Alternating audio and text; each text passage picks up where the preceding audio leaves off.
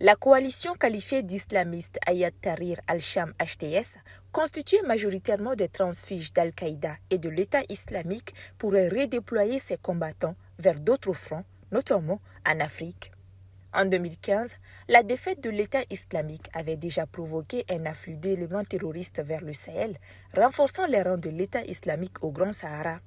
Si les HTS adoptent une stratégie similaire, cela pourrait entraîner un nouvel afflux de combattants aguerris dans la zone, aggravant une situation sécuritaire déjà fragile. La chute du régime syrien a également des implications pour la Russie, principal allié de Bachar al-Assad.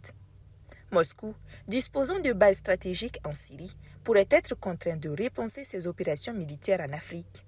Le contrôle du HTS sur ces bases met donc en péril l'engagement russe dans des pays africains, particulièrement au Sahel. Un autre point d'inquiétude concerne les armes abandonnées par les militaires syriens. Il existe un risque réel que ces armes sophistiquées tombent entre les mains de groupes malveillants qui pourraient les utiliser pour alimenter la violence dans des régions déjà instables.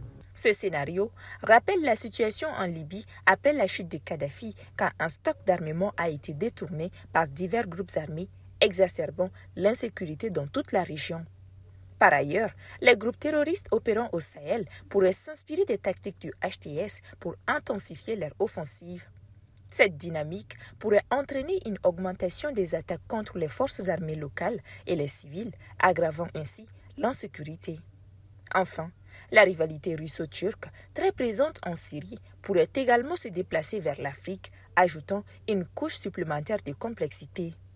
Alors que les relations entre la Russie et ses partenaires africains semblent au beau fixe, cette rivalité pourrait influencer les alliances et les interventions militaires sur le continent. La chute du régime syrien et la montée en puissance du HTS représentent une nouvelle donne géopolitique, avec des conséquences potentielles pour l'Afrique et le Sahel. Pour y faire face, les acteurs africains doivent tirer la leçon que la sécurité ne peut être sous-traitée.